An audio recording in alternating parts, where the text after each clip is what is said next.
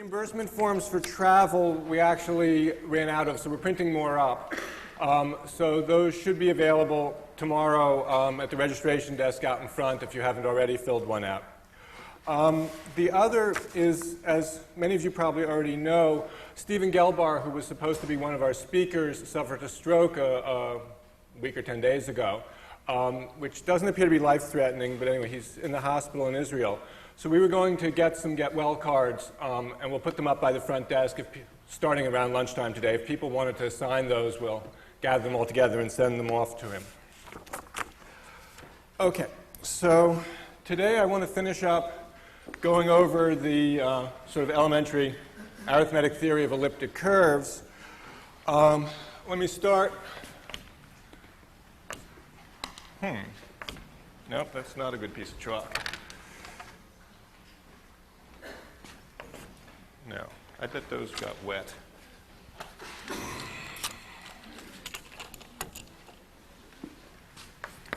Let me start with the formal group of an elliptic curve. What one does is take a Weierstrass equation and make a substitution. X equals z over w, y equals minus 1 over w. And just clear denominators, and you'll end up with a new Weierstrass equation of this form.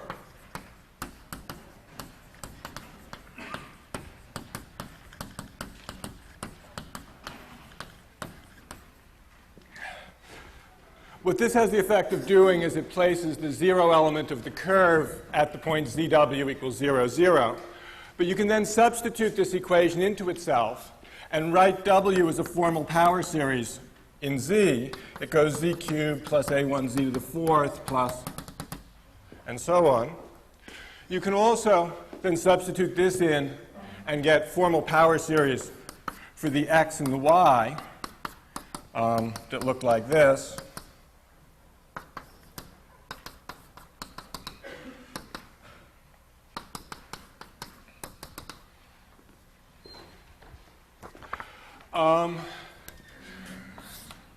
Similarly, just by substituting in, you can get an expression in z, power series in z for the invariant differential.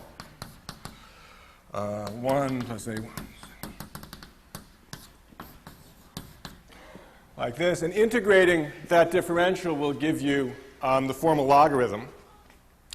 The other thing one can do is look at the group law in the elliptic curve. See, given two values for z, formally you get values for w as a power series. Then you can add those points using the group law. So the group law becomes a power series in two variables that looks like this, and so on. And this gives what's known as a formal group. And I'll denote the formal group of the elliptic curve by E hat. It's just this formal power series. Now, if you take a complete local ring, so let's take R to be a complete local ring,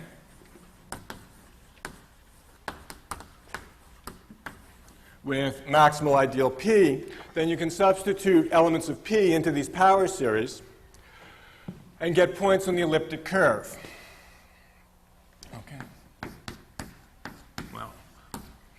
Formally, for any formal group, one, of course, gets a group just by plugging elements of P into the group law power series. And there's a standard fact about formal groups, which is extremely useful, which says that the underlying group has no,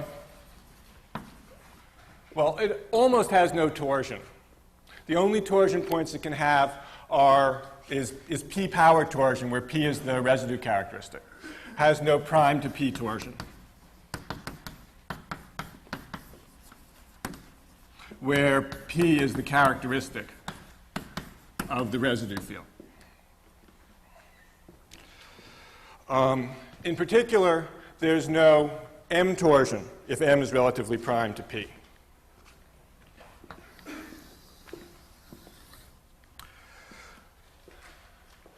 All right, so that provides a very useful tool for studying elliptic curves over local fields. So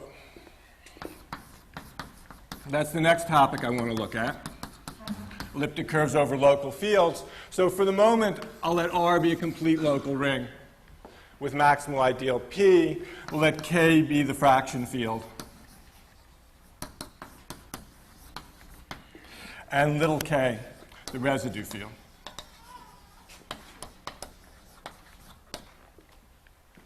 And we want to analyze what elliptic curves look like over these fields. This, of course, is a standard procedure when you want to work over number fields. First, you work over finite fields, then over local fields, which sort of builds up. Then you fit all the local information together and hopefully get global information. So a minimal Weierstrass equation for an elliptic curve over a local field of this sort is a Weierstrass equation, well, the usual sort, a1xy plus, maybe I won't write it again, with, you want to choose the coefficients to be integral, and you want to minimize the power of the prime ideal dividing the discriminant. So the valuation of the discriminant minimized. So that's a piece of notation I managed to leave out up there. I'll let V be the normalized valuation on this local field. Once you have a minimal Weierstrass equation, you can then reduce the coefficients mod P. So the reduction E tilde mod P is the curve you get just by reducing the coefficients on a minimal equation, and so on. So this is now a curve over the residue field, but of course it no longer has to be an elliptic curve. It may be singular. In fact, it will be singular if and only if this valuation is positive. And although Glenn said it, since it comes up so often, let me say it again. We say that E has good reduction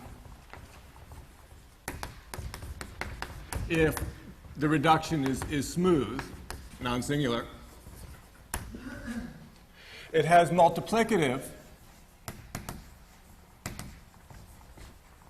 or semi-stable. Sometimes semi-stable includes good and multiplicative reduction if E tilde has a node. So it looks like that. Of course, it doesn't really look like that because we're working over a finite field now. It doesn't look like anything, but that's how one imagines it. And E has additive or unstable reduction if E tilde has a cusp. So it comes to a point. Okay. And a result that Glenn alluded to, very useful, it's called the semi-stable reduction theorem. But in this case, it's very easy to prove, so I'll just call it a proposition. For abelian varieties, it's much more difficult, which says that there exists a finite extension, k prime over k, so that E has good or multiplicative reduction. Multiplicative reduction over k prime. Now that's very, very useful for many things. Unfortunately, for something like Weil's theorem, where he proves something about semi-stable curves over Q, I mean, the whole thing doesn't work. You can't go to an extension field and get the semi-stable reduction, because then you're no longer over Q. I want to put one other word in here, which may occur later. In fact, you can get split multiplicative reduction. What split versus non-split means, that's just here. it's said to be split if the tangent directions are defined over the residue field. In other words, at this point, you have these two tangent lines. If their slopes are actually in little k, then we say it's split. Otherwise, they're in a quadratic extension of k. And one says it's non-split.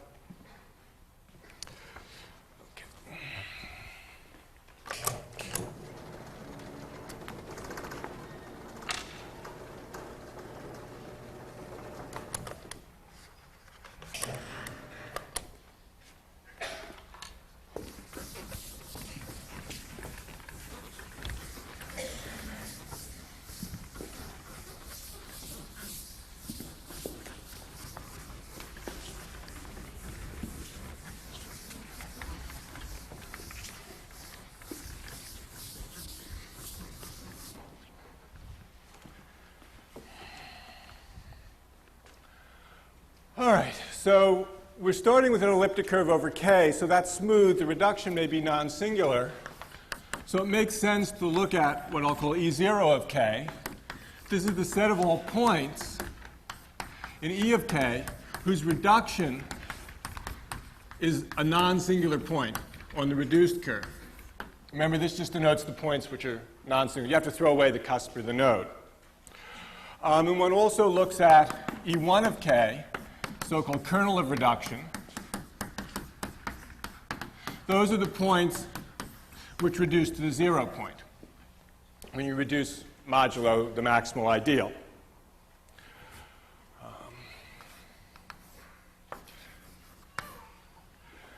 And these fit together very nicely into an exact sequence.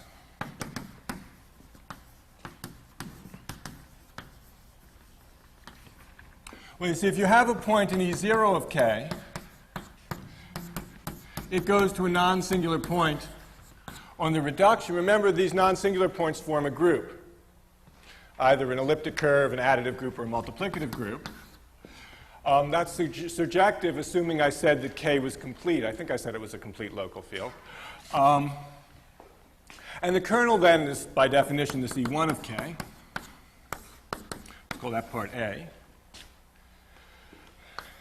B, this E1 of k turns out to be isomorphic to the formal group, the points of the formal group. So one has a very good hold, well, a pretty good hold on this. Certainly the prime to p torsion in here, for example, one has a good hold on. There isn't any.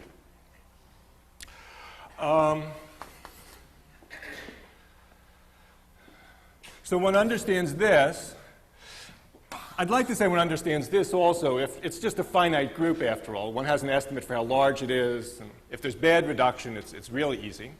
So in some sense, one understands this piece. So then there's the question of what about the rest? So E of k mod E0 of k. And there are two possibilities here. This is either cyclic of order the valuation of this minimal discriminant. And that happens if you have split multiplicative reduction. And everyone's been saying how additive reduction is really bad. Well, it turns out, at least for this proposition, additive reduction or non-split multiplicative are really easy. It turns out it's either 1, z mod 2, z mod 3, z mod 4, or 2 copies of z mod 2, otherwise. Okay. So in any case, its order is bounded by 4. That's actually somewhat harder to prove than it looks from the short list there. A corollary of this little proposition, which is used in the proof of the Mordell-Weil theorem and in innumerable other places, is that if E has good reduction, so that means that this is actually all of E of k.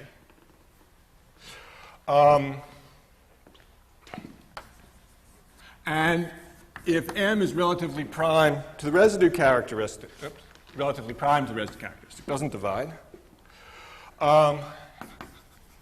then the M torsion, or at least the rational M torsion, you can reduce that mod P, and it actually injects into the reduced curve. Okay.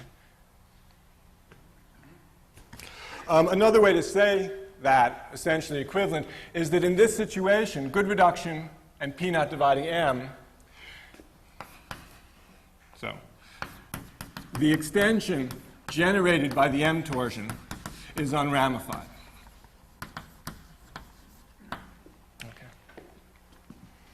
And that's crucial to virtually every finiteness proof in the theory of elliptic curves. There's a partial converse to this, which is also quite useful. It's actually kind of hard to check if an elliptic curve has good reduction by writing down explicit equations if they're very complicated. One often doesn't have control over the equations. So there's what's called the Criterion of Neurone, Ogg, and Shafarevich. Maybe to save time, I won't write all the names, which in this form, and especially for abelian varieties, is really due to Serre and Tate. Which says the following are equivalent. That's pretty good. I have an entire line of abbreviations. It's all written out in the notes if you need it. So E has good reduction is usually what one's trying to check. The point is you can check good reduction by checking ramification of the fields generated by the m torsion points. So E of m is unramified for infinitely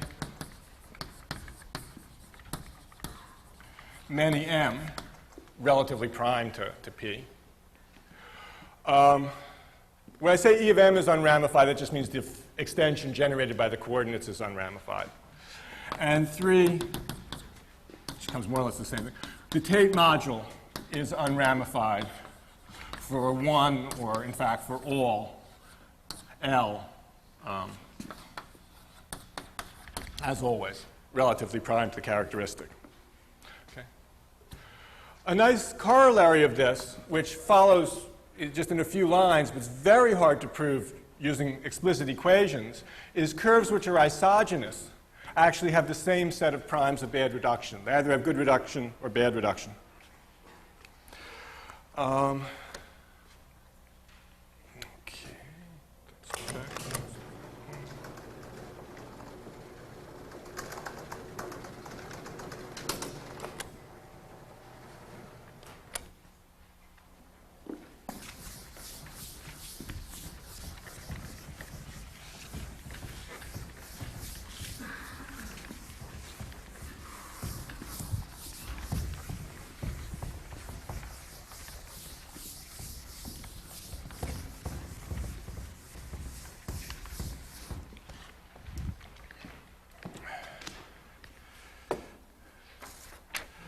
And the last thing that I wanted to say about elliptic curves over local fields is a way of deciding, well, not quite if an elliptic curve has good reduction, but if it has good reduction over some extension field, because that's actually easy to check using the J invariant.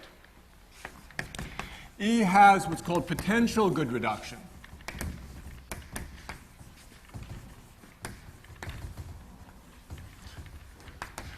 Which means it has good reduction over some extension field, if and only if its J invariant is an integer. Okay. And the way you want to think about that is that if the J invariant is integral, then the J invariant of the reduced curve is the reduction of the original J. So that's not infinity because it's an integer. So you actually get a J invariant, which will give you a smooth elliptic curve. So good reduction, in some sense, from a scheme theoretic sense, has to do with whether your moduli values head out to infinity or not. Okay. On to global fields.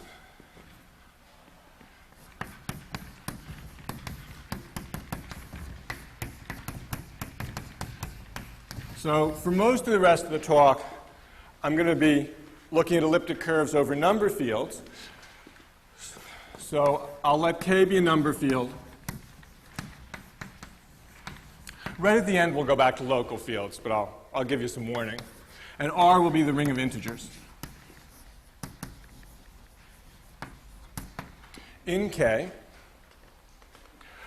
And so for a place, Archimedean or non-Archimedean, say V of K, we'll let KV be the completion, and R sub V will be the ring of integers. In K sub V, P sub V, well, I'll use P sub V for two things. It'll be the maximal ideal in R sub V or the maximal ideal in R. So to use them interchangeably, it shouldn't be too confusing. And I think I'll also need K sub V is the residue field, mod P. Okay, the first really deep theorem concerning elliptic curves over number fields, and the starting point of an awful lot of investigations of elliptic curves, is the Mordell-Weil theorem.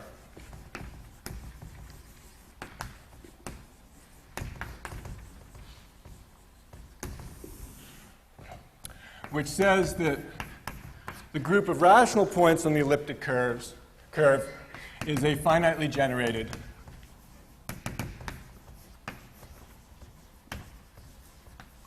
abelian group.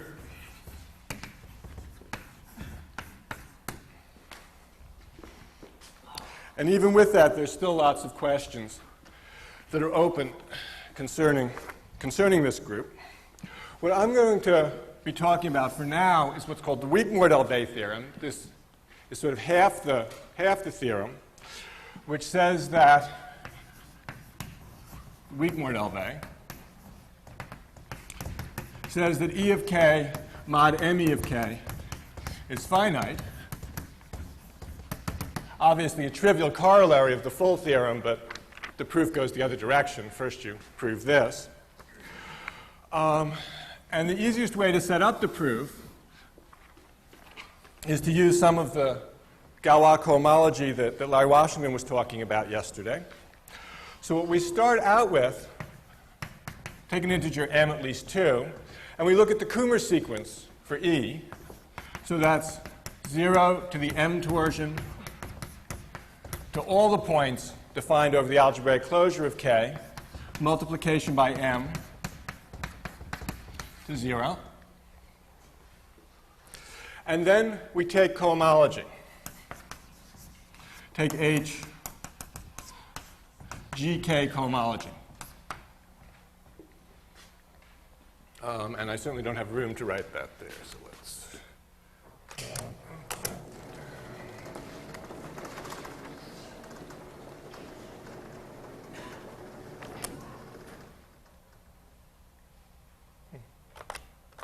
Let's just.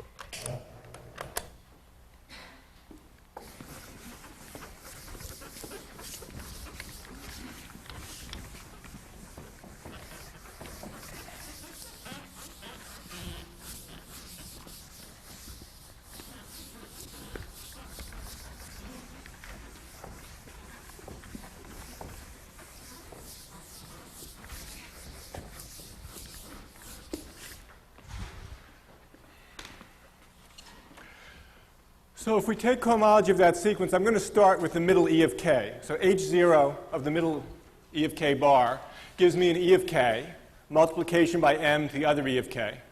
So, well, one gets the long exact sequence, and then taking out a piece of it, you get the typical sort of short exact sequence. You get E of K modulo the image of multiplication by m. Then there's the connecting homomorphism brings you around to the m torsion, but now you're at the H1 level. And then you get to H1 of the entire elliptic curve with a multiplication by m map, so you just get the m torsion here. Okay. So a quick way to prove the weak Mordell-Weil theorem would be to prove that this is finite, and then, of course, the two side things would have to be. Unfortunately, this turns out not to be finite, so one has to do a little more work. I also want to mention Larry did the case where you have the multiplicative group here with mth roots of unity instead of m torsion. And in that case, Hilbert's theorem 90 says that this is 0. Okay? One of the things that makes the theory of elliptic curves harder than the multiplicative group is the fact that this is not 0. Okay? If this were 0 for elliptic curves also, if you had a Hilbert theorem 90 for elliptic curves, there's all sorts of wonderful things you could prove. So we'll discuss that, what it actually is in a minute. All right, the way one gets the finiteness is you can do the exact sequence over each local field, each of these completions. And then the global cohomology maps to the local cohomology. So you can get something like this. The product over all absolute values, all places, of E of kv mod me of kv. And there's there's a restriction map, I guess. You have to choose a decomposition group and all, but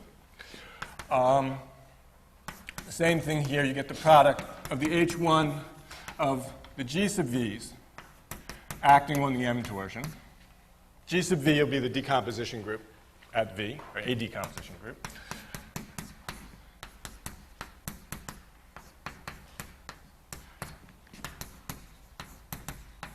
Whoops, product over all V. You have these restriction maps. And now if you stare at this, you realize what you really want to do to study this is, because of the injectivity, it's enough to study the image of this here. So what we're going to try to do is look in here and figure out what comes from there. Well, certainly if you have something here that comes from there, the image of that thing here will come from here, just commutativity. Okay? Or equivalently, the image of this thing here has to go to 0 there, from the exactness on the bottom row. So that suggests looking at the following two objects. First, the M-Selmer group of E over K is the kernel of the map from here to there. So we'll denote that SM of E over K. It's the kernel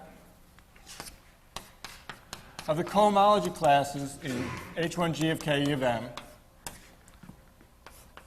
which go to 0 locally.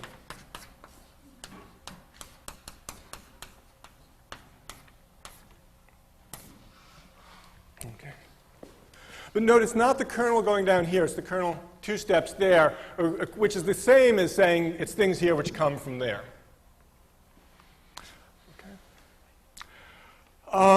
And once you, well, it then follows that this thing maps into this thing. And what's the co-kernel? Well, it's the kernel of this map. So we give that a name also. It's called the Tate-Shafarevich group.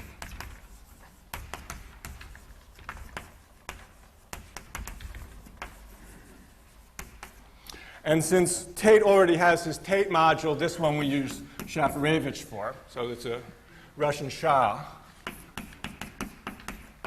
And that's the kernel from H1 acting on the full elliptic curve into the local ones.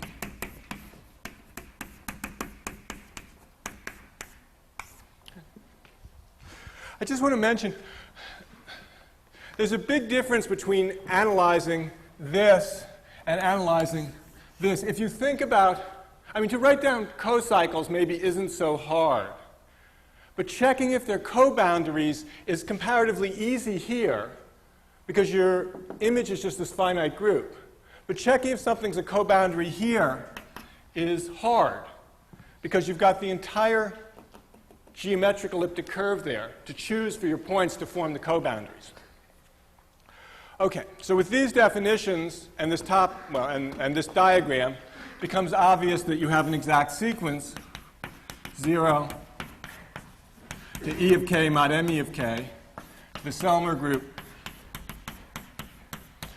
to the Tate-Shafarevich group, actually the M torsion in the Tate-Shafarevich group to 0.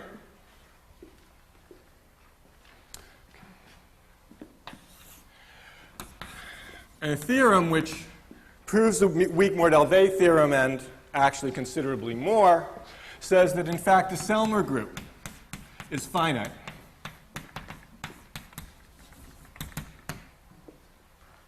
And that, of course, implies that both sides here are finite. I mean, you may know that the Tate-Shafarevich group is a very hard thing to get your hands on. It's only in the last few years that the people have even been able to prove that the Tate-Shafarevich group is finite for specific curves. But what one does know is that the M torsion for any particular M is finite. The problem is that there may be points of higher and higher order. Okay, I'd like to, well, I think even saying sketch the proof is more than what I'll be doing, but I want to say a word or two about how one proves this that the Selmer group is finite, because it sort of ties together a lot of the things, and it's, when you're working with elliptic curves, you actually need to use the proof more than the fact frequently. What one does is one shows that S of Sm over K is contained in, well, it's a subgroup of this, but as I said, this is infinite. Okay? Turns out it's a subgroup of maybe what I'll call H1 of GK S E of M, which consists of cocycles which are unramified at all the primes not in the set S. S is a set of primes. Okay? So in other words, it would be cocycles which are trivial on the inertia groups, except for those primes. So this is cocycles, well, mod coboundaries, but cocycles unramified outside S, where S is a finite set of primes. And it's often useful to know exactly what set. It's the set of primes of bad reduction. So the primes where E has bad reduction, together with the set of primes that divide the number M. Now, those should look familiar. Unfortunately, it's erased now. But when we looked at the local fields, see, if you take a prime not of bad reduction, so a prime of good reduction, and that prime doesn't divide M, then that's a situation where the M torsion injects when you reduce mod P. So that gives you the unramifiedness. So in other words, this statement, this inclusion, follows from that proposition I wrote up a little while ago. And then the elliptic curve disappears from the scene. One just proves that that H1 of Galois acting on some finite group, if it's unramified outside a finite set of primes, it's finite. So this is finite. And that's, in some sense, elementary, but it actually depends on Dirichlet's unit theorem and the finiteness of the class group when you get down to it. Let's see. That one goes down. That one goes up.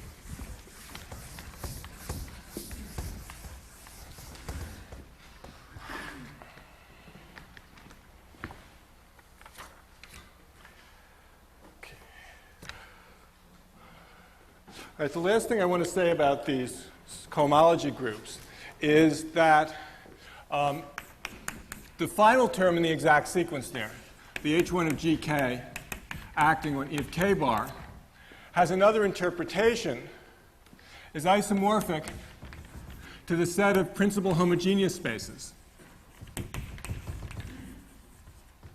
for E over K, which more or less, and in the notes I left these quote marks out, but you should put them in because the definition is not exactly right, but more or less it's the set of curves C over K which are isomorphic to E but only if you go to an extension field, modulo K isomorphism. Okay, that's not quite, there's a little more structure there, but this is the idea. Okay. And an element here is trivial. So you get the trivial element of the group if and only if the homogeneous space has a rational point. So in some sense, computations of this cohomology group reduce to checking whether certain curves have a rational point. Okay? And that's, well, in some sense, well, it's a very special case of one of the Hilbert problems, and is still not completely resolved. Okay.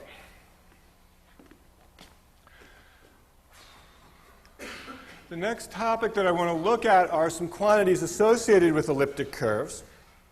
So first, maybe let me define the discriminant. So we have our elliptic curve over K, our number field.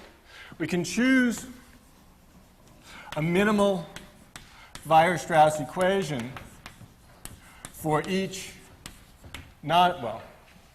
for each prime. So maybe I'll put P sub V to indicate it's a non-Archimedean prime. For each prime, you can choose a minimal Weierstrass equation, and that gives you a discriminant of that minimal Weierstrass equation. And then the discriminant of E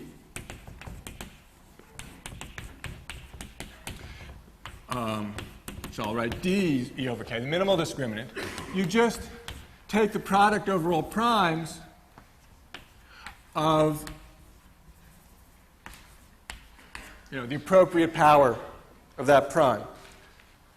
Now, generally, what one would like to do is just take one Weierstrass equation and take the discriminant. Okay?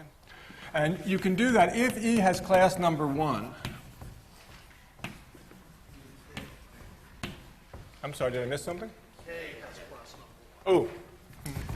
Well, might be nice if E had class number 1, whatever that means. Yeah, that's that. Thank you. If K has class number 1, for example, an example that will come up once or twice later, for K equals Q, can choose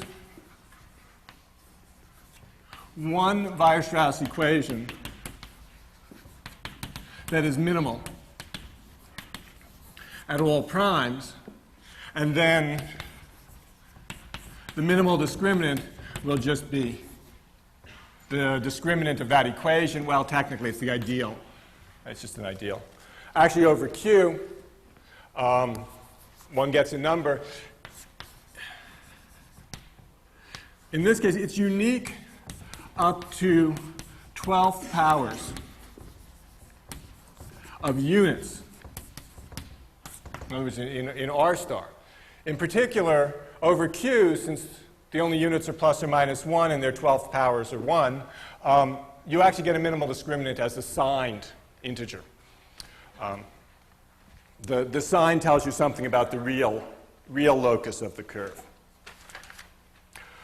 Okay, so this is one way of measuring the bad reduction of a curve, right? This discriminant. The other quantity that's often used, that often comes up, is more representation theoretic. This discriminant is more geometric, has to do with the equations. The other quantity is called the conductor of E over K, which often denoted with an N or sometimes with an F. And that's just the product over primes of P to certain powers, so Fp of E over K. Well, that's good enough. Where Fp, these exponents of the conductor are either 0, 1, 2, or bigger than or equal to 3. 0 if good reduction. Okay, I'll give you rules, don't worry. 1 if multiplicative reduction. 2 if additive reduction, and the characteristic of the residue field is not 2 or 3. And greater than or equal to 3 if additive reduction, well, actually greater than or equal to 2, I guess. Could be 2. Other cases. Okay. Now, it's only for residue characteristic 2 or 3 can you get any higher exponent. And for example, over Q, it can't be too large. The exponent can be like 5 in characteristic 3 and 8 in characteristic 2. This has to do with the existence of wild ramification when you adjoin torsion points. And I don't think will really affect us too much. Okay.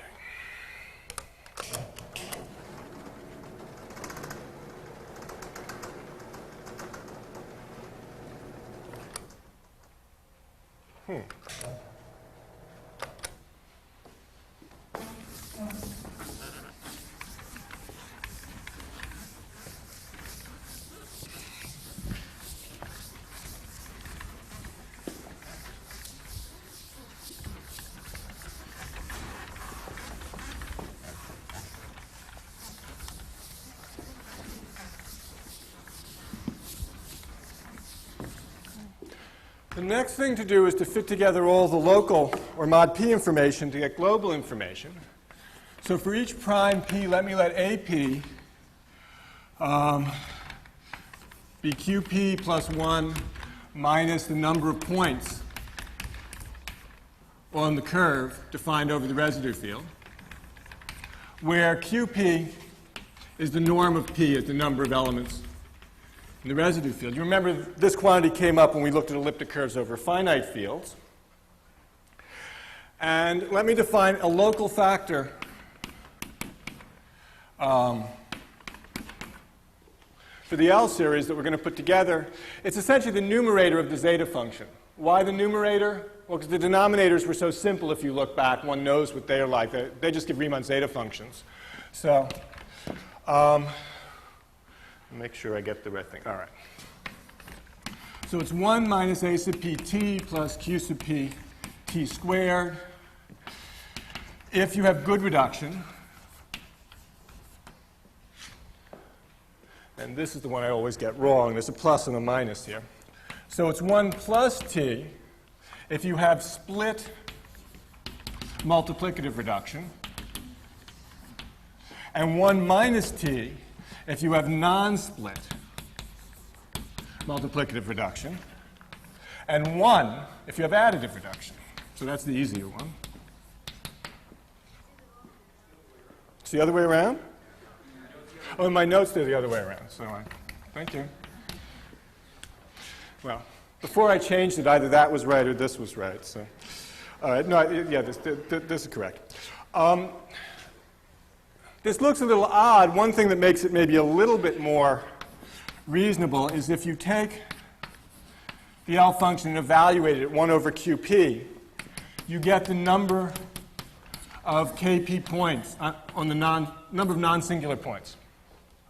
And that holds for all 4 cases. So this would be a quick way to, well, to check it at least. You can do that. Then the Hasave L function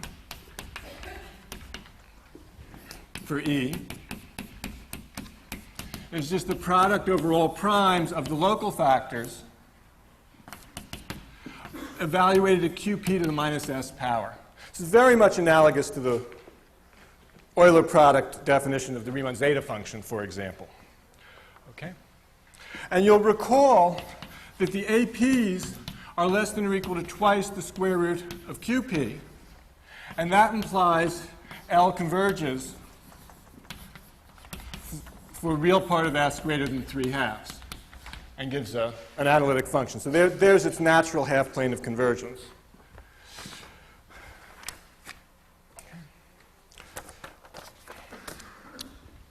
Conjecturally, though, much more is true. So conjecture, L extends to all of C. I'm sorry, did I make a mistake?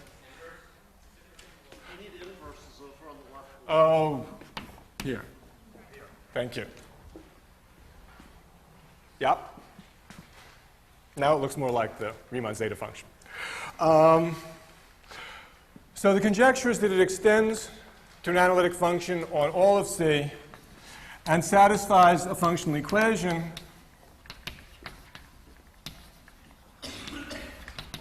which of course is a little messy because there are gamma factors and stuff, so I'm not going to write it.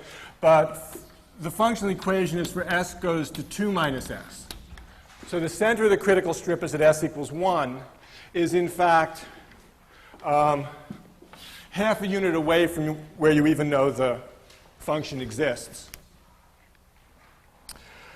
Okay, and in the notes, if you want to look, I wrote out the exact functional equation over Q, where it's not really too bad at all. Oops.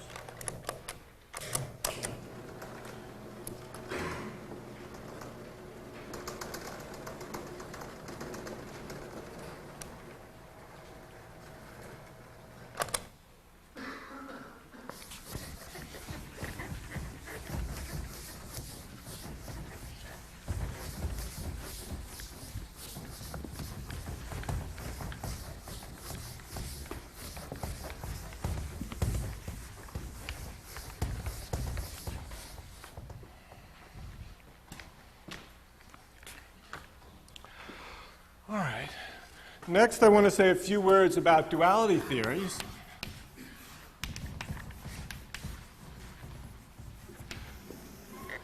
There's both a local and a global duality theory. In Weil's proof, it's the local duality theory, as far as I can see, that really plays, well, it's a very useful tool for part of the proof.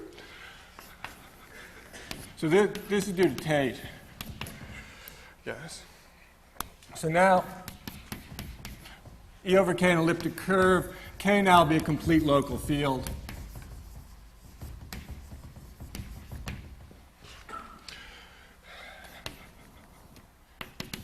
There is a perfect pairing,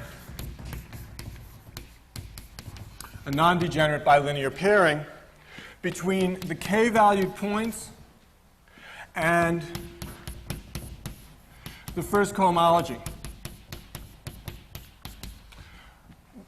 with values in Q mod Z. Well, it's not really Q mod Z. It's really that H2 that Larry was talking about. But, and in fact, E of K, you see, has a topology here from the topology on K. And you can put the discrete topology on this H1, and then it's actually a duality of locally compact groups. Now, I didn't put this in the notes, but I think maybe it would be a good idea. Let me very quickly tell you how to define this pairing, even though I'm certainly not going to prove any part of it. So let's take a point here, and let's take a cocycle here. All right? And you remember the exact sequence that we had? We had part of the exact sequence. There's a connecting homomorphism from E of K to H1 of Galois acting on E of M. And that then mapped to H1 of Galois acting on the entire group. Okay? So we'll take P and we can push it forward to get an element here. And I'll take C. Oh. Every element here has finite order. Let's assume this has order M. Pick an M. Then I can pull this back here because that's the next map is multiplication by M. So let's call this eta here. Pick an eta. You have to check the choice doesn't matter, of course. Now I have two cohomology classes here. So their cup product, delta P cup eta, is in H1 of Galois acting on E of M, tensor E of M. H2, thank you, where the action's on the diagonal. Now, on E of M cross E of M, I have a nice bilinear pairing. Remember the Weil pairing? EM.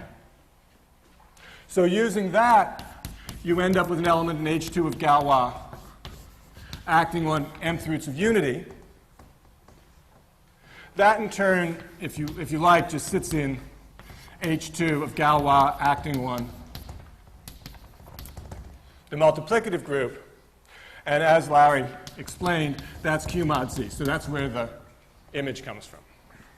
Okay? There are other definitions, more geometric, using homogeneous spaces, but this is a nice, quick definition. Okay, let me just mention the global duality, which is due to Castles, which says there is a pairing on the Tate-Schaffer-Ravitch group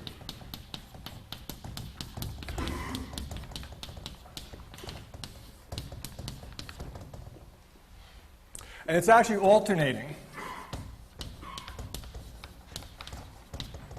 So if you reverse the two elements, you get the inverse. And it's conjecturally a perfect pairing, but that conjecture would use the assumption that, well, more or less, that SHA is finite. So let me just say, it's non-degenerate if SHA is finite. And one can get more refined versions of, p-primary components and things. One consequence of that is that if SHA is finite, then its order has to be a perfect square, because any finite group with a non-degenerate alternating form on it has order a perfect square.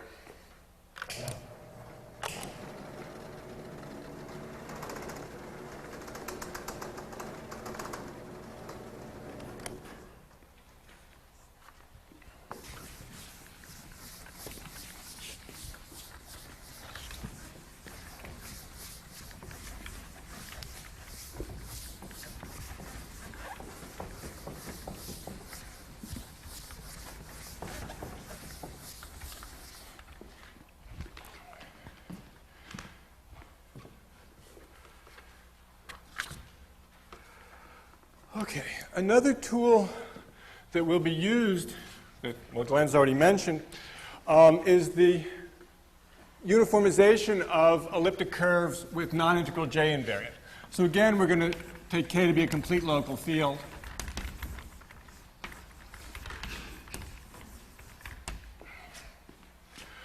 With ring of integers R and so on. And what one can notice is, maybe this is side. Recall that we had an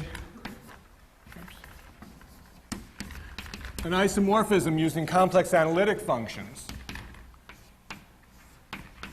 from C star mod Q to the Z to an elliptic curve. Well, if you go back and look at those equations, there was a formula for P of Z, which was that horrible thing. There was an equation for the J invariant of the elliptic curve, which was 1 over Q plus 744 plus 884Q plus just power series and so on. Well, all of these formulas will work provided you're a little bit careful. The main thing you need to do is you need to have this Q to have absolute value less than 1. So if the v-adic absolute value of Q is less than 1, all these formulas work.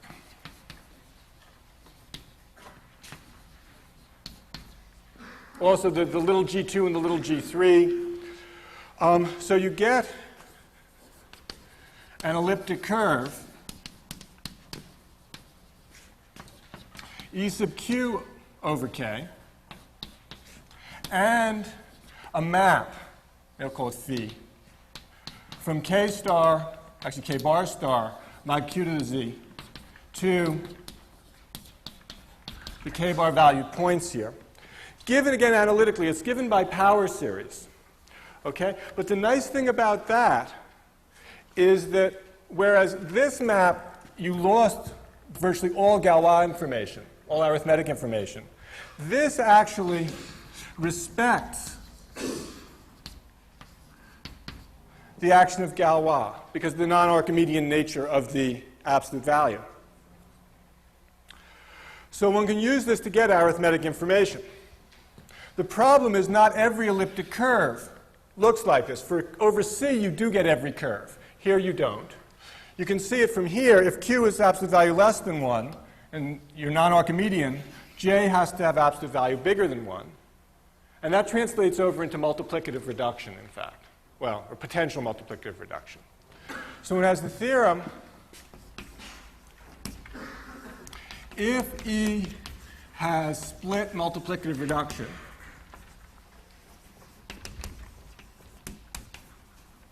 then E is actually isomorphic over K to one of these EQs for some Q. And you can get the Q, in fact, you just invert this power series. You can write Q as a power series in J to compute it if you want. And in general, if the J invariant of E is bigger than 1, then E is at least isomorphic over K bar to EQ for some Q. In other words, you just have to go to an extension field. In fact, you just have to go to a quadratic extension to get this. And maybe I'll just say if the reduction is multiplicative but non-split, then you can go to an unramified extension to get this isomorphism. Okay. Okay, so I had two more things I quickly wanted to do, and I think I have 2 minutes, so let's see. Luckily, neither of them figures, as far as I can tell, into the proof of Weyl's theorem or into the proof of Ribot's theorem. But there'll be a talk on Burt-Swinert and Dyer later in the conference. So I'd like to just mention them, namely heights,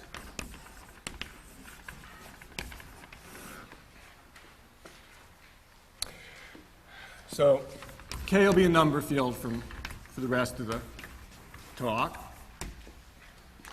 And if you have a point in projective space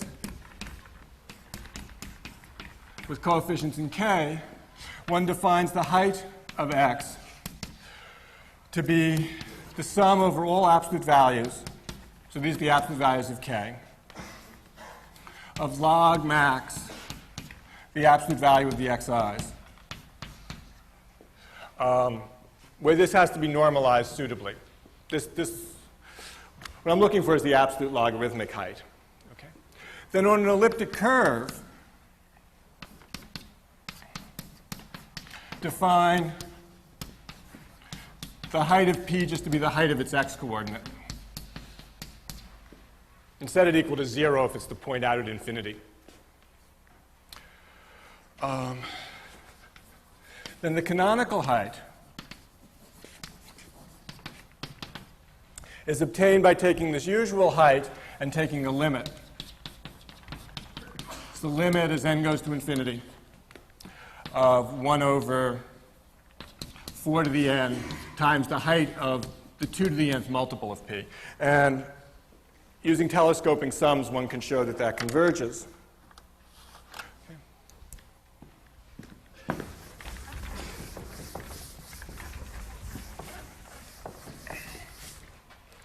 It turns out this gives an alternating, a bilinear non-degenerate form on the elliptic curve. So I'll denote that with angle brackets. PQ will be 1/2 the canonical height of P plus Q minus the height of P minus the height of Q. And then the elliptic regulator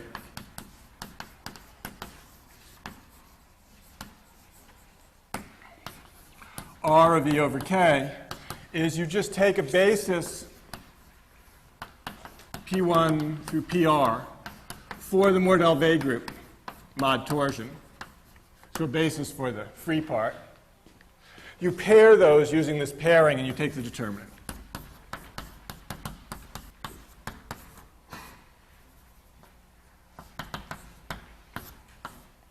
Okay. And the non-degeneracy of the pairing means that this is strictly positive. Okay. Good. So let me finish, now that I've defined that, by stating the Birch-Swinnerton and Dyer conjecture.